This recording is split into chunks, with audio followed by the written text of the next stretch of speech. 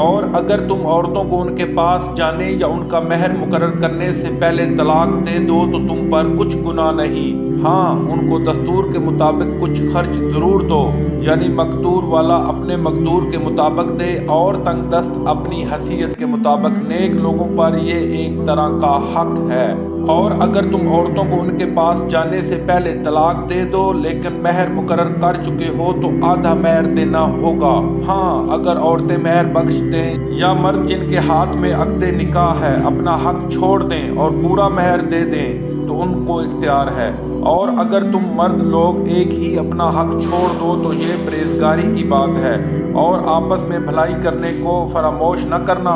کچھ شک نہیں کہ اللہ تمہارے سب کاموں کو دیکھ رہا ہے۔ مسلمانوں، سب نمازیں خصوصاً بیچ کی نماز یعنی نماز عصر پورے التزام کے ساتھ ادا کرتے رہو اور اللہ کے آگے ادب سے کھڑے رہا کرو۔ اگر تم خوف کی حالت میں ہو تو پیادے یا سوار جس حال میں ہو نماز پڑھ لو، پھر جب امن و اطمینان ہو جائے تو جس طریق سے اللہ نے تم کو سکھایا ہے جو تم پہلے نہیں جانتے تھے اللہ کو یاد کرو۔ اور جو لوگ تم میں سے مر جائیں اور عورتیں چھوڑ جائیں وہ اپنی عورتوں کے حق میں وصیت کر جائیں کہ ان کو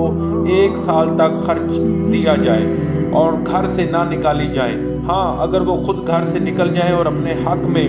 پسندیدہ کام یعنی نکاح کر لیں تو تم پر کچھ گناہ نہیں، اور اللہ زبردست حکمت والا ہے۔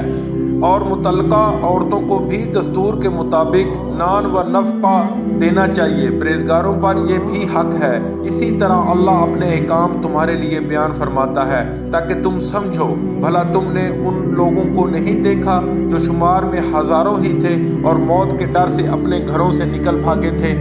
تو اللہ نے ان کو حکم دیا کہ مر جاؤ، پھر ان کو زندہ بھی کر دیا۔ کچھ شک نہیں کہ اللہ لوگوں پر مہربانی رکھتا ہے لیکن اکثر لوگ شکر نہیں کرتے۔